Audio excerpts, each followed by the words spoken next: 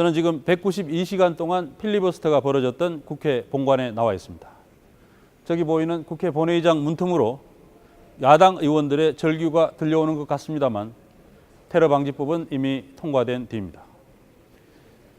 그렇게 많은 국민들이 우려하고 반대한 테러 방지법을 박근혜 대통령은 국회의장과 새누리당을 손끝으로 움직여 밀어붙였습니다. 이제 우리 국민은 오직 대통령만 바라보는 국정원에 프라이버시를 맡기게 됐습니다. 먼저 도대체 왜 박근혜 대통령이 이렇게까지 테러 방지법을 밀어붙인 것인지 그 의도부터 따져보겠습니다. 오대양 기자입니다. 지금 대내외적인 어려움과 테러 위험에 간절하게 부탁드린 테러 방지법과 북한의 후방 테러와 국제 테러 단체의 위협에 대비하기 위해서는 테러 방지법 제정이 올 들어 박근혜 대통령은 틈만 나면 테러 방지법을 언급했습니다. 북의 위협을 내세웠지만 정작 테러 방지법에는 북핵과 장거리 미사일을 막을 수 있는 조항이 어디에도 없습니다. 그럼에도 국회의장에게 유독 이 법을 직권상정하도록 해 테러 방지 법안에 대한 수정안은 가결되었음을 선포합니다. 끝내 통과시켰습니다.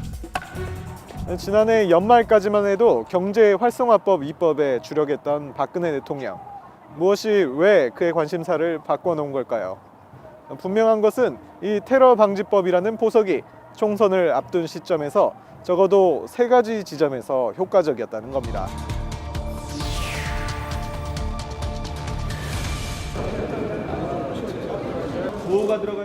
공천을 둘러싸고 내용을 겪고 있는 새누리당 국회의원들이 모처럼 한자리에 모였습니다. 야당의 필리버스터를 비판하기 위해서입니다. 필리버스터를 당장 중단해라! 정부도, 보수 언론도, 보수 시민단체도 테러 방지법에 대해선 통일된 목소리를 냈습니다. 테러 방지법 논의가 본격화된 2월 중순부터 대통령 지지율이 반등하기 시작했고, 같은 시기 새누리당의 지지율도 비교적 큰 폭으로 상승했습니다.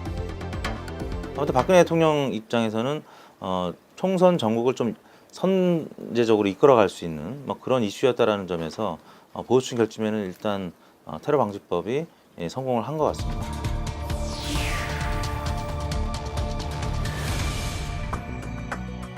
테러 방지법의 역사는 15년 전으로 거슬러 올라갑니다. 지난 2001년 9.11 테러 이후 국제 테러 위협에 대응하고자 김대중 정부가 발의한 것이 최초입니다. 그러나 국정원의 인권 침해와 민간인 사찰을 우려가 크다는 지적이 제기돼 상임위 심사 단계에서 폐기됐습니다. 당시 이 테러 방지법의 문제를 꿰뚫어 본 건 새누리당의 전신 한나라당이었습니다. 정당한 정치적 종교적 목적을 가진 집단도 법 집행권자의 자의적 해석에 따라 얼마든지 테러 단체로 규정할 수 있습니다. 게다가 이 법은 경우에 따라서 언제든지 자유롭게 민간에 대한 수사와 사찰도 가능할 것이라는. 이후에도 유사한 법이 수차례 발의됐지만 번번이 여론의 반대에 부딪혀 무산됐습니다. 국정원에게 과도한 수사 권한을 쥐어주는 독소 조항 때문이었습니다. 이번에 여당이 단독으로 통과시킨 테러 방지법은 종전 법안들보다 테러에 대한 규정이 더욱 모호해져 악용의 여지가 더 커졌다는 지적이 나옵니다. 모든 사람들에 대해서 필요한 시민들뿐만 아니라 일정한 정적에 대한 늘상적인 그 감시들이 될 것이라고 저희는 충분하게 생각하기 듭니다. 박 대통령은 선거구 획정 시한을 앞두고 테러 방지법을 직권 상정하도록 했습니다. 야당의 반대에 부딪히더라도 총선 일정 혼선의 책임을 야당에 떠넘길 수 있는 상황. 사실상 선거를 볼모로 잡은 셈입니다. 야당이 필리버스터에 나서자 주류 매체들이 선거 책임론을 거론하고 나섰습니다. 선거법의 압박이 심해지고 있습니다. 또 하루 더 가면 저희들 때문에 선거법이 늦어진다고 하고 있습니다. 저희들이 선거를 연기시키는 주범입니까? 이미 19대 대선 때 국정원의 선거 개입이 드러나 이미 정통성 논란을 겪었던 박 대통령. 하지만 오히려 테러방지법으로 날개를 단 국정원을 데리고 새누리당의 재집권을 노릴 수 있게 됐습니다. 국정원이 지난 대선 기간에 한 일이 국정원 댓글을 통한 여론 조작이었고, 만약에 이 테러방지법이 통과된다면 국정원의 권한은 그때보다도 훨씬 더 강화될 것이고, 합법적인 영역에서 또는 비합법적인 영역에서 정말 다각도로 활동을 할 거기 때문에 앞으로의 선거에 어떤 영향을 미칠 것인지에 대해서 정말 우려하지 않을 수 없는. 게다가 대통령발 테러방지법 논란으로 집권 여당에 불리한 먹고 사는 문제에 대한 논의도 오간데 없이 사라져버렸습니다.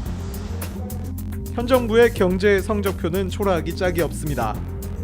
중앙정부 채무는 150조 원 이상 급증했고, 가계부채는 3년 사이 244조 원이나 늘었습니다. 수출은 급감하고 있지만 재벌의 경제력 집중이나 빈부격차는 더 심해지고 있습니다.